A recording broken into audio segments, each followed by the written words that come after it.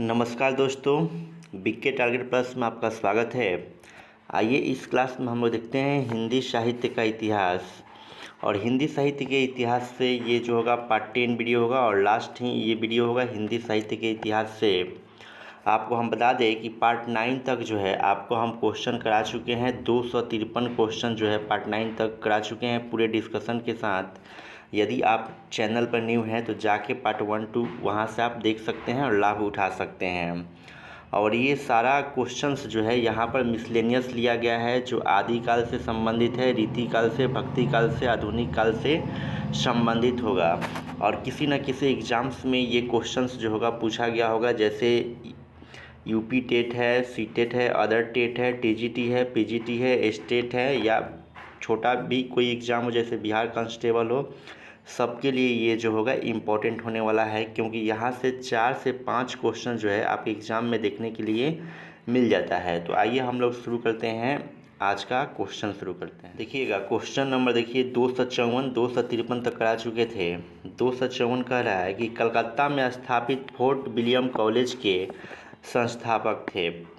यानी कह रहा है कि फोर्ट विलियम जो आपका कॉलेज है ये कहाँ पर है जी? कलकत्ता में स्थापित है। तो इसके संस्थापक का आपसे क्या पूछा है? नाम पूछा है।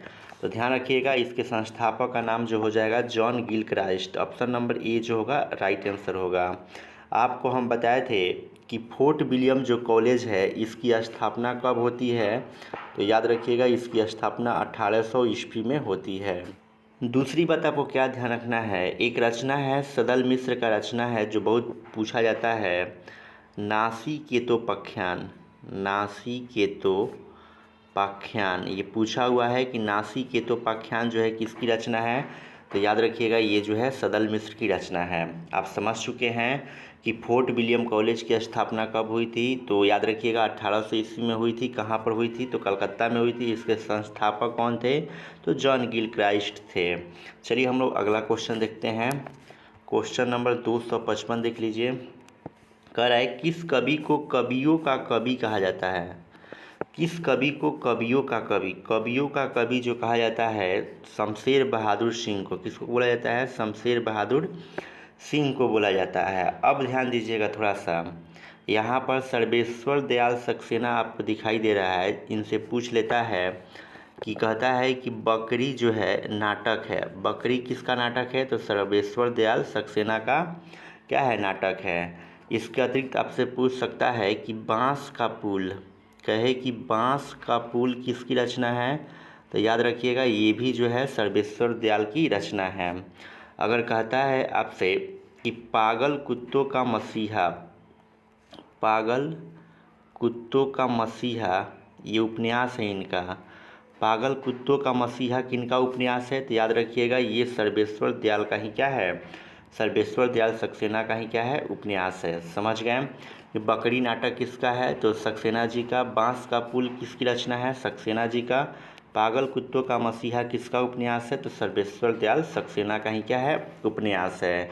दूसरी बात याद रखिएगा, यहाँ पर रघुवीर सहाय को मिल चुका है साहित्य अकादमी पुरस्कार मिल चुका है। एक रचना है इनका लोग भूल गए हैं, लोग भूल गए हैं, ये इनकी रचना है जिन पर इन्हें क्या मिलता है? साहित्य अकादमी पुरस्कार मिला हुआ है। तो इस चीज़ को आप ध्यान रखिएगा। और पूछा जाए कि लोग भूल गए हैं इसकी विधा क्या है? तो इसकी विधा जो है कविता है। इसको भी याद रखिएगा। और इस पर साहित्य अकादमी पुरस्कार इनको मिला हुआ है। और इनकी एक और रचना है रघुवीर सहाय की एक और रचना है हंसो हंसो जल्दी हंसो। किसकी रचना है? तो रघुवीर सहाय की ही रचना है। और आपको हम बताए हुए हैं कई बार, धर्मवीर भारती की रचना ठंडा लोहा है, गुनाहों का देवता है, सूरज का 7वां घोड़ा है। तो आई होप आप समझ चुके हैं। चलिए अगला क्वेश्चन नंबर देख लेते हैं हम। क्वेश्चन नंबर देखिए 256। कह रहा है कवि वचन सुधा थी। कवि वचन सुधा थी, तो कई बार ये रिपीट हुआ है। कवि वचन सुधा क्या थी? एक पत्रिका थी। क्या थी जी? एक पत्रिका थी। और ध्यान रखिएगा कवि वचन सुधा कहे कि ये किसकी पत्रिका है? तो याद रखिएगा ये जो है भारतेंदु हरिश्चंद्र की क्या है जी? पत्रिका है। कवि वचन सुधा किसकी पत्रिका है? तो भारतेंदु हरिश्चंद्र की पत्रिका है। भारतेंदु जी की अन्य पत्रिका भी आप देख सकते हैं, जैसे है बाला बोधिनी है। क्या है जी? बाला बोधिनी कहे कि किसकी पत्रिका है? तो भारतेंदु जी की ही पत्रिका है। अगर कहता है कि हरिश्चंद्र मैगजीन जो है किसकी पत्रिका है, तो याद रखिएगा ये भी जो है किसका है? भारतेंदु जी की ही क्या है? पत्रिका है। आई होप आप समझ चुके हैं। आइए हम लोग अगला क्वेश्चन अब देख लेते हैं। देखिएगा क्वेश्चन नंबर जो होगा 257 देख लीजिए। 257 नंबर कह रहा है कि आधुनिक हिंदी साहित्य की पहली आत्मकथा के लेखक कौन माने जाते हैं। कह रहा है कि आधुनिक हिंदी साहित्य की पहली आत्मकथा के लेखक कौन माने जाते हैं। तो इसमें आप ध्यान दीजिएगा, इसके बारे में भी हम आपको कई बार चर्चा कर चुके हैं, बाबू श्याम सुंदर दास के बारे में। ये श्याम सुंदर दास ही आंसर होगा। ये हिंदी साहित्य के पहले आत्मकथा के क्या हैं? लेखक हैं बाबू श्याम सुंदर दास हैं। इसमें ध्यान रखिएगा हरिवंश राय बच्चन जी के बारे में ध्यान रखिएगा। इनकी रचना जो है मधुशाला है। क्या है जी? मधुशाला है, मधुबाला है, और एक और रचना है मधु कलश है, और इनका एक और रचना है निशा निमंत्रण। मधुशाला, मधुबाला, मधु कलश और निशा निमंत्रण कहे कि किसकी रचना है? तो हरिवंश राय बच्चन जी की रचना है। अगर आपसे कहता है कि जयशंकर प्रसाद का अंतिम नाटक कौन सा है, तो याद रखिएगा अंतिम नाटक इनका है ध्रुव स्वामिनी। कहे कि जयशंकर प्रसाद का अंतिम नाटक कौन सा है, तो याद रखिएगा ध्रुव स्वामिनी जो है इनका क्या है? अंतिम नाटक है। इसके अतिरिक्त जो है ये नाटक लिखे हुए हैं चंद्रगुप्त लिखे हुए हैं, चंद्रगुप्त है। उसके बाद ये लिखे हुए हैं स्कंदगुप्त लिखे हुए हैं, स्कंदगुप्त। ये इनका क्या है? नाटक है। जैसे चंद्रगुप्त हो गया, स्कंदगुप्त हो गया, ध्रुव स्वामिनी हो गया, ये इनका क्या है? नाटक है। तो अंतिम नाटक आपसे पूछा जाए तो क्या हो जाएगा? ध्रुव स्वामिनी हो जाएगा। कामायनी जयशंकर प्रसाद की ही रचना है, लहर इन्हीं की रचना है, आंसू इन्हीं की रचना है। तो ये सब चीज़ें आपको क्या करना है? याद रखना है। चलिए अगला क्वेश्चन नंबर देखते हैं। क्वेश्चन नंबर 258 कह रहा है कि सदल मिश्र की भाषा की विशेषता है। सदल मिश्र की भाषा की विशेषता है, तो याद रखिएगा सदल मिश्र की भाषा जो है कैसी है? पूर्वीपन है। ऑप्शन नंबर ए जो होगा राइट आंसर हो जाएगा। और आपको हम बताते आ रहे हैं कि सदल मिश्र की एक रचना बहुत फेमस है। कौन सी रचना है? नासिकेतोपाख्यान। नासिकेतोपाख्यान किसकी रचना है? तो याद रखिएगा सदल मिश्र की रचना है। आइए अगला क्वेश्चन देख लेते हैं। 259 करें कि लल्लू लाल जी की सर्वाधिक प्रसिद्ध ग्रंथ है। लल्लू लाल जी का ग्रंथ आपको बताना है। इनका ग्रंथ जो है प्रेम सागर है। क्या है जी? Prem Sagar. Option number B जो होगा राइट आंसर हो जाएगा।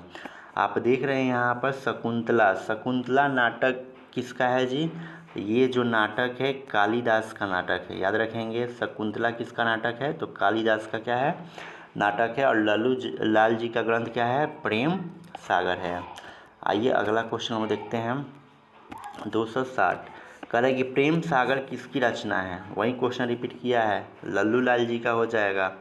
अब देखिएगा अगर कहे कि नासिकेतोपाख्यान जो है किसकी रचना है, तो सदल मिश्र का हो जाएगा। अगर कहता है कि सदल मिश्र यहाँ पर दिया हुआ है, देख लीजिए नासिकेतोपाख्यान किसकी रचना है, तो सदल मिश्र की हो जाएगा। अगर आपसे कहता है कि इंशाह अल्लाह खान की रचना कौन सी है, तो याद रखिएगा इनकी एक रचना है रानी केतकी की कहानी। रानी केतकी की कहानी कहे कि किसकी रचना है, तो इंशाह अल्लाह खान की रचना है। आई होप आप समझ गए हैं। चलिए अगला क्वेश्चन देख लीजिए, वहीं दिया है 261 का रानी केतकी की कहानी के लेखक कौन है, तो ये हो जाएंगे इंशाह अल्लाह खान हो जाएंगे। अगर आपसे कहता है कि सदल मिश्र की रचना का नाम क्या है, तो नासिकेतोपाख्यान हो जाएगा। कहता है कि लल्लू लाल की रचना कौन सी है, तो प्रेम सागर हो जाएगा। क्या हो जाएगा जी? प्रेम सागर हो जाएगा। लल्लू लाल की रचना प्रेम सागर हो जाएगा। उसके बाद ध्यान रखिएगा यदि आपसे कहता है कि सुख सागर, कहता है कि सुख सागर जो है किसकी रचना है, तो याद रखिएगा ये सुख सागर जो है सदा सुख लाल की क्या है? रचना है। आई होप आप समझ चुके हैं, इतना चीज़ आपको ध्यान रखना है। चलिए हम लोग अगला क्वेश्चन देखते हैं। देखिएगा क्वेश्चन नंबर जो है 262 देख लीजिए। कह रहा है 262, निम्नलिखित में से कौन फोर्ट विलियम कॉलेज यानी कि कलकत्ता में हिंदी के अध्यापक थे। फोर्ट विलियम कॉलेज कलकत्ता में हिंदी के अध्यापक कौन थे? तो ध्यान रखिएगा, ये जो थे सदल मिश्र थे। कौन थे जी? सदल मिश्र थे। इनकी रचना का नाम क्या है? नासिकेतोपाख्यान है। और सदा सुखलाल जो हैं, सदा सुखलाल किसकी रचना किए हैं? याद रखिएगा, ये सुख सागर की रचना किए हैं। सुख सागर का किसकी रचना है? तो सदा सुखलाल की क्या है? रचना है। अब देखिएगा, इंसा अल्लाह खान की अगर रचना पूछे तो क्या हो जाएगा? रानी केतकी की कहानी। क्या हो जाएगा? रानी केतकी की कहानी। कहे कि रानी केतकी की कहानी किसकी रचना है? तो इंसा अल्लाह खान की रचना है। इसके बाद अगर पूछे कि प्रजा हितैषी, क्या पूछे कि प्रजा हितैषी पत्रिका के संपादक कौन हैं? प्रजा हितैषी पत्रिका के संपादक कौन है? तो याद रखिएगा, राजा लक्ष्मण सिंह जो है प्रजा हितैषी पत्रिका के संपादक हैं। चलिए हम लोग अगला क्वेश्चन देख लेते हैं। क्वेश्चन नंबर 263 कह रहा है, इनमें से कौन कोलकाता के फोर्ट विलियम कॉलेज से संबंध थे? माने किनका संबंध जो है कलकत्ता के फोर्ट विलियम कॉलेज से था? तो इसका राइट आंसर हो जाएगा ऑप्शन नंबर ए, लल्लू लाल हो जाएगा। और लल्लू लाल की एक रचना बता दीजिए, तो क्या है? प्रेम सागर जो है लल्लू लाल की रचना है। इंसा अल्लाह खान की क्या है? रानी केतकी की कहानी हो जाएगा। और सदा सुखलाल की रचना जो है आपका सुख सागर हो जाएगा। चलिए अगला क्वेश्चन देखते हैं। क्वेश्चन नंबर 264, नासिकेतोपाख्यान के लेखक कौन हैं? तो ये जो हो जाएंगे सदल मिश्र हो जाएंगे, ऑप्शन नंबर ए। कहे कि प्रेम सागर किसकी रचना है? तो लल्लू लाल की है। रानी केतकी की कहानी किसकी है? इंसा अल्लाह खान की रचना है। चलिए अगला क्वेश्चन देखते हैं हम लोग। 265 नंबर देखिए, कह रहा है, इनमें से सदल मिश्र की रचना कौन सी है? तो सदल मिश्र की रचना क्या हो जाएगा? नासिकेतोपाख्यान। कई बार रिपीट हुआ एग्जाम में। अब देखिएगा, कहे कि प्रेम सागर किसकी रचना है? तो याद रखिएगा, ये जो है लल्लू लाल की क्या है? रचना है। अगर कहता है कि सुख सागर जो है किसकी रचना है? तो ये जो है सदा सुखलाल की क्या है? रचना है। सदा सुखलाल की रचना है। अगर आपसे कहता है कि रानी केतकी की कहानी किसकी है? तो इंसा अल्लाह खां की रचना है। आई होप आप समझ चुके हैं। चलिए हम लोग अगला क्वेश्चन देख लेते हैं। देखिएगा क्वेश्चन नंबर जो है वह 266 नंबर देख लीजिए। कह रहा है कि इंसा अल्लाह खां द्वारा रचित रानी केतकी की कहानी का दूसरा नाम क्या है? रानी केतकी की कहानी का दूसरा नाम क्या है? तो ध्यान दीजिएगा, इसका दूसरा नाम है उदयभान चरित। क्या है? उदयभान चरित है। आइए अगला क्वेश्चन नंबर देख लेते हैं। क्वेश्चन नंबर देखिए 267, कह रहा है, सुख सागर की रचना किसने की है? तो सुख सागर की रचना जो है सदा सुखलाल ने किया है। सदा सुखलाल ने। लल्लू लाल की रचना कौन सी है? तो प्रेम सागर हो जाएगा। सदल मिश्र का नासिकेतोपाख्यान हो जाएगा। इंसा अल्लाह खान का क्या हो जाएगा? रानी केतकी की कहानी हो जाएगा। चलिए अगला क्वेश्चन देखते हैं हम लोग। क्वेश्चन नंबर 268 कह रहा है कि सुख सागर का विषय क्या है? सुख सागर का विषय क्या है? तो ध्यान दीजिएगा, इनका जो विषय है विष्णु पुराण के उपदेशात्मक प्रसंग है। विष्णु पुराण के उपदेशात्मक क्या है? प्रसंग है। तो ऑप्शन नंबर सी जो होगा राइट हो जाएगा। लेकिन आप ध्यान दीजिएगा और बताइएगा कि सुख सागर जो है किसकी रचना है? तो सुख सागर जो है सदा सुखलाल की रचना है। किसका है? सदा सुख लाल की क्या है? रचना है। तो इस चीज़ को आप ध्यान रखिएगा। आइए अगला क्वेश्चन देख लेते हैं हम लोग। क्वेश्चन नंबर देखिएगा 269 नंबर। 269 कह रहा है कि भाषा युग वशिष्ठ के लेखक कौन है? याद रखिएगा, राम प्रसाद निरंजनी। राम प्रसाद निरंजनी जो है भाषा युग वशिष्ठ के लेखक हैं। चलिए अगला क्वेश्चन देखते हैं हम लोग। 270 नंबर कह रहा है कि खड़ी बोली की पहली रचना है।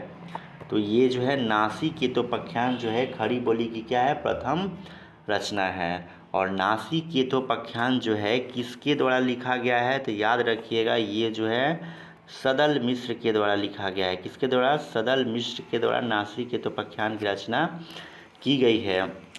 अब ध्यान दीजिएगा, अगर आपसे कहा जाए कि ढोला मारूरा दूहा की रचना किसकी है, तो ये जो है कल्लोल की है। कल्लोल कवि की रचना है। ढोला मारूरा दूहा किसकी रचना है? कल्लोल की है। कहे कि प्रेम सागर किसकी रचना है, तो याद रखिएगा ये रचना जो है लल्लू लाल की है। किसकी है? लल्लू लाल की है। आई होप आप समझ चुके हैं। चलिए अगला क्वेश्चन हम लोग देख लेते हैं। देखिएगा क्वेश्चन नंबर जो होगा आपका 271 नंबर देख लीजिए। कह रहा है कि खड़ी बोली में जो खड़ी शब्द है उसका सर्वप्रथम प्रयोग किसने किया था? कह रहा है खड़ी बोली में जो खड़ी शब्द है उसका सर्वप्रथम प्रयोग किसने किया था? तो याद रखिएगा इसका प्रयोग किए थे सदल मिश्र किए थे। ऑप्शन नंबर ए क्या होगा? राइट आंसर हो जाएगा। अगर कहा जाए कि सदल मिश्र की रचना कौन सी है, तो याद रखिएगा इनकी रचना जो है नासिकेतोपाख्यान है।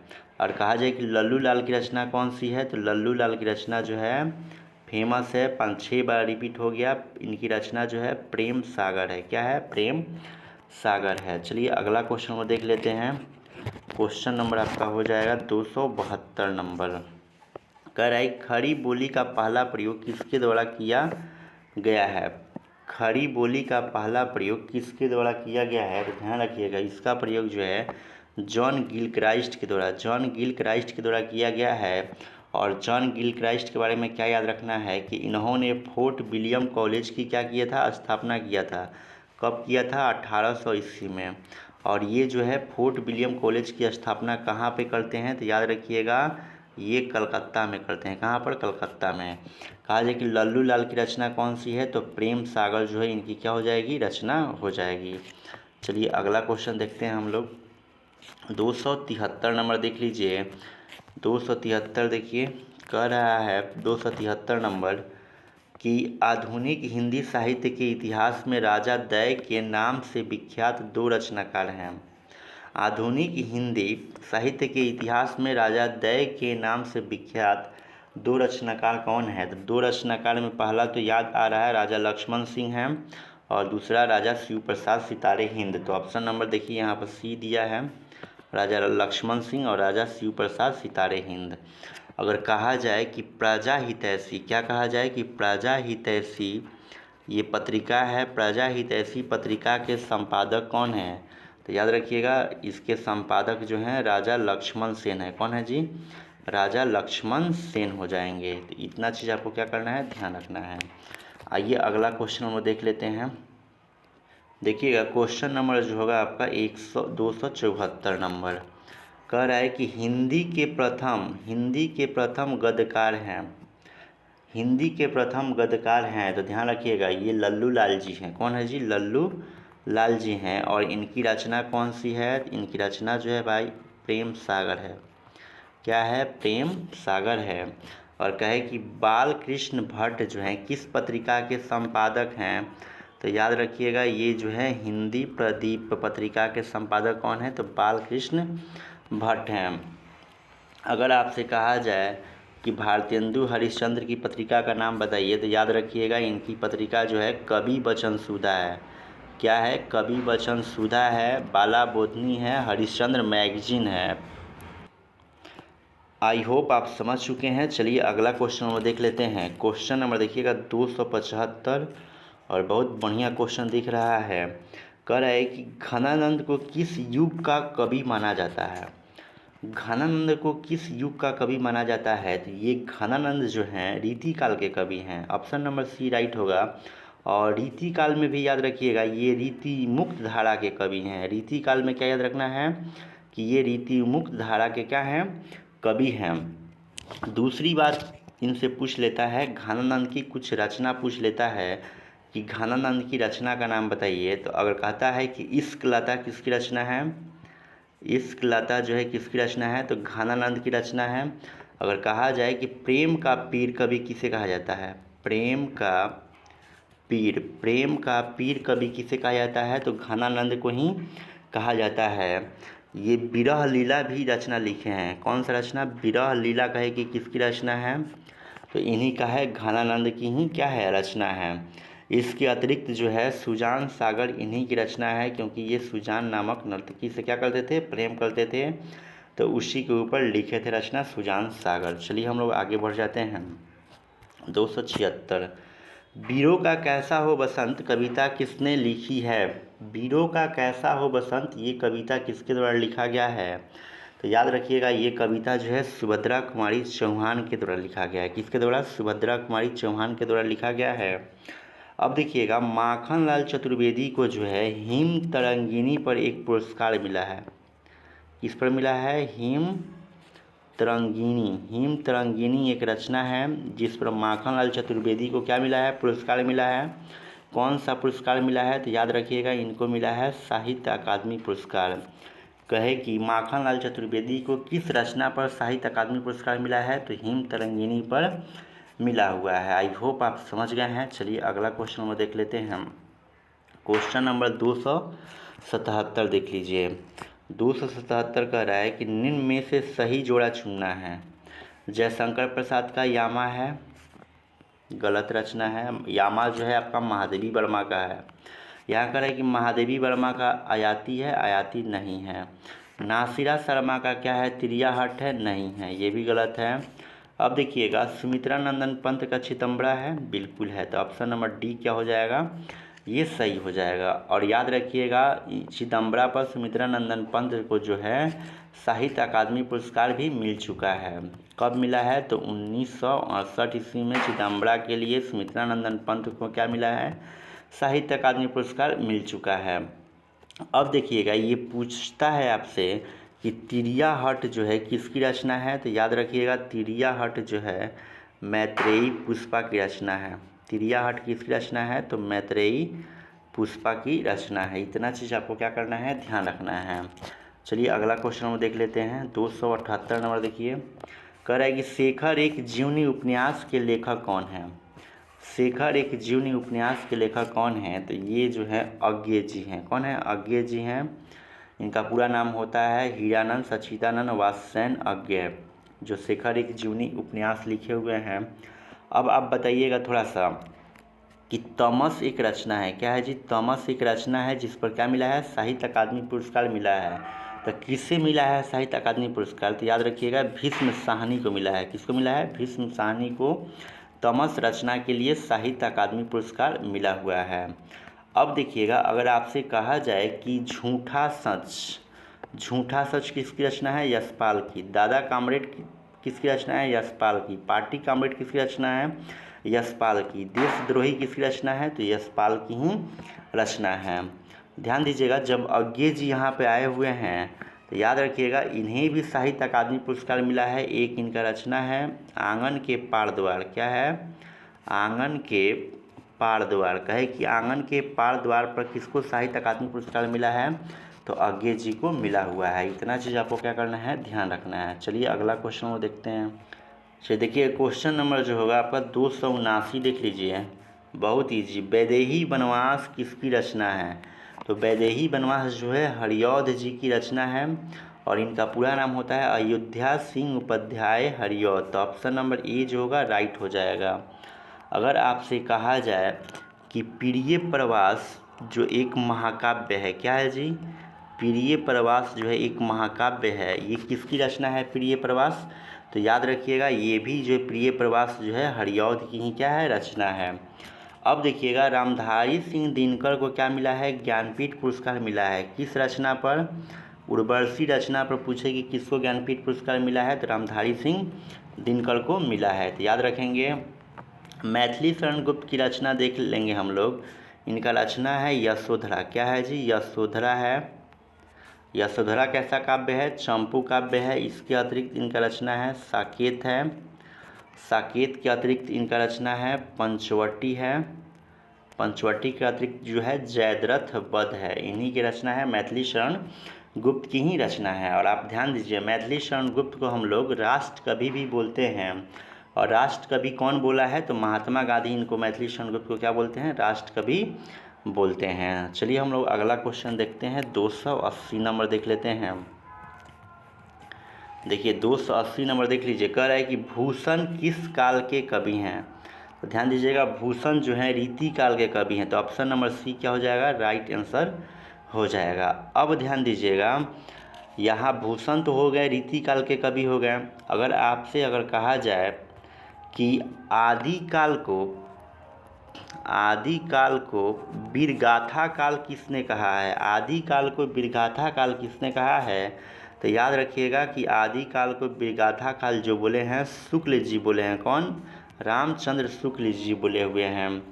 अब अगर कहे कि आदिकाल को आदिकाल किसने कहा है, आदिकाल को आदिकाल किसने कहा है, तो याद रखिएगा हजारी प्रसाद द्विवेदी जी ने आदिकाल का नाम क्या रखा है, आदिकाल रखा है। तो इतना चीज़ आपको क्या करना है, ध्यान रखना है।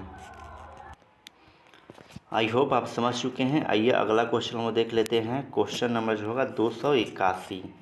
281 बहुत छोटा क्वेश्चन है। देखिए बिहारी के प्रसिद्ध हैं, तो बिहारी के क्या प्रसिद्ध है, तो इनका दोहा जो है प्रसिद्ध है। और याद रखिएगा बिहारी जी जो हैं रीति काल के कवि हैं। बिहारी जी किस काल के कवि हैं, तो याद रखिएगा ये रीति काल के कवि हैं। बिहारी जी काम करते हैं गागर में सागर भरने का क्या करते हैं, काम करते हैं। ये प्रसिद्ध है, दोहा के लिए क्या है, प्रसिद्ध है। आइए अगला क्वेश्चन देख लीजिए। 282 नंबर देखिए, कह रहा है कि मृगावती किसकी रचना है। तो बहुत इजी क्वेश्चन, क्योंकि बहुत बार आया हुआ है। मृगावती जो है कुतुबुन की रचना है। किसकी है, कुतुबुन की रचना है। अगर आपसे पूछा जाए कि मधुमालती, क्या पूछा जाए, मधुमालती की रचना कब होती है, तो याद रखिएगा मधुमालती की रचना 1545 में होती है। और इसके रचनाकार कौन है, तो याद रखिएगा इसके रचनाकार जो है मंझन साहब हैं। कौन है जी, मंझन साहब हैं। अगर कहता है कि पद्मावत किसकी रचना है, तो याद रखिएगा पद्मावत जो है मलिक मोहम्मद जायसी की रचना है। अगर कहे कि पद्मावत किस भाषा में लिखा गया है, तो याद रखिएगा पद्मावत जो है अवधी भाषा में लिखा गया है। इसके अतिरिक्त आपको क्या याद रखना है कि जायसी, मलिक मोहम्मद जायसी जो हैं ये पद्मावत की रचना किए हैं। और किस भाषा में है जी, अवधी भाषा में है। मंझन किसका रचना किए हैं, मधुमालती की रचना किए हैं। कब, 1545 ईस्वी में किए हैं। और ये कैसा सूफी का कवि हैं, सूफी कवि हैं। उस्मान का फेमस रचना क्या हो जाएगा, चित्रावली। कहे कि चित्रावली किसकी रचना है, तो याद रखिएगा उस्मान की चित्रावली क्या है, रचना है। चलिए हम लोग अगला क्वेश्चन देख लेते हैं। देखिए क्वेश्चन नंबर जो होगा 283 देख लीजिए। 283 कर रहा है, या लकुटी अरु कामरिया पर राज त्यूहू पुरको तजी डाड़ो। किसकी पंक्ति है, तो ये पंक्ति जो है रसखान की पंक्ति है। किसकी पंक्ति है, रसखान की पंक्ति है। और देखिएगा रसखान जो हैं ये लिखे हुए हैं, रचना लिखे हुए हैं सुजान रसखान। क्या लिखे हुए हैं, सुजान रसखान लिखे हुए हैं। दूसरा इनका है प्रेम वाटिका, इन्हीं का रचना है। कहे कि प्रेम वाटिका किसका रचना है, इन्हीं का है। कहे कि दान लीला जो है किसकी रचना है, तो ये रसखान की ही रचना है। कौन कौन सा, सुजान रसखान है, प्रेम वाटिका है, दान लीला किसकी रचना है, रसखान का ही है। कहे कि मीराबाई के गुरु का नाम क्या है, तो याद रखिएगा मीराबाई के गुरु का नाम क्या है, रैदास है। सूरदास को किस रस का सम्राट कहा जाता है, तो याद रखिएगा इनको वात्सल्य रस का क्या बोला जाता है, सम्राट बोला जाता है। आई होप आप समझ गए हैं। चलिए अगला क्वेश्चन वो देख लेते हैं। 284 नंबर देख लीजिए। कह रहा है कि हिंदी का कौन सा प्रेमाख्यान कवि एक आंख का काना था। कौन सा प्रेमाख्यान कवि जो है एक आंख का क्या था, काना था।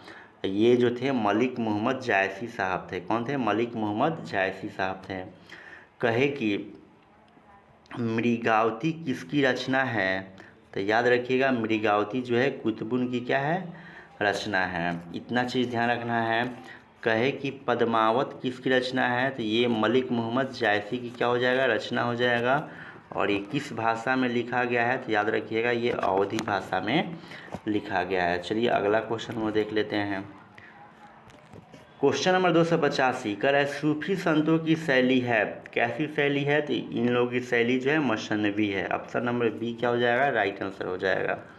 286 देख लीजिए। कह रहा है कि दशरथ सूत तिहूँ लोक बखाना, राम नाम का मरम जाना। किस रचनाकार की पंक्तियाँ है, तो ये पंक्तियाँ जो है कबीर दास की क्या है, पंक्ति है। तो इतना चीज़ याद रखना है।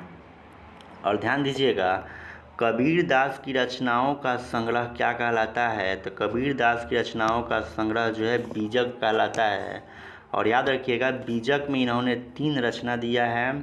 कौन कौन सी रचना है? साखी है, शबद है और रामायणी है। साखी, शबद, रामायणी कहाँ पे है जी? बीजक में है। देखिएगा केशव दास की रचना भी यहाँ पर फेमस है, जैसे रसिक प्रिया हो गया, कवि प्रिया हो गया, रामचंद्रिका हो गया, जहांगीर जस चंद्रिका हो गया, छंदमाला हो गया। ये सब किसकी रचना है? केशव दास की रचना है। तो इतना चीज़ आपको क्या करना है? ध्यान रखना है। चलिए अगला क्वेश्चन देखते हैं हम लोग। 287 कल एक गोस्वामी तुलसीदास का निधन बनारसी के किस घाट पर हुआ था? इनका निधन जो है बनारसी के 80 घाट पर हुआ था। किस पर हुआ था? 80 घाट पर हुआ था। अब ध्यान दीजिएगा, तुलसीदास की एक रचना है विनय पत्रिका। क्या है जी? विनय पत्रिका, जो कई बार एग्जाम में पूछा हुआ है। तो आपको बताना है कि विनय पत्रिका की भाषा क्या है। तो याद रखिएगा विनय पत्रिका की भाषा जो है क्या है? ब्रज भाषा है। क्या है? ब्रज भाषा है। कहे कि विनय पत्रिका किसकी रचना है? तो याद रखिएगा तुलसीदास की रचना है। इसकी भाषा क्या है? तो ब्रज भाषा है। तुलसीदास एक और रचना लिखे हैं, ये लिखे हैं रामचरितमानस। क्या लिखे हैं जी? रामचरितमानस लिखे हैं। और आपसे पूछा जाए कि रामचरितमानस की रचना, रामचरितमानस की भाषा क्या है? तो इसको लिखा गया है अवधी भाषा में लिखा गया है। तो इतना चीज़ क्या करना है? आपको ध्यान रखना है। आई होप आप समझ चुके हैं। तो आज के लिए इतना ही। चलिए मिलते हैं नेक्स्ट क्लास में, तब तक के लिए धन्यवाद।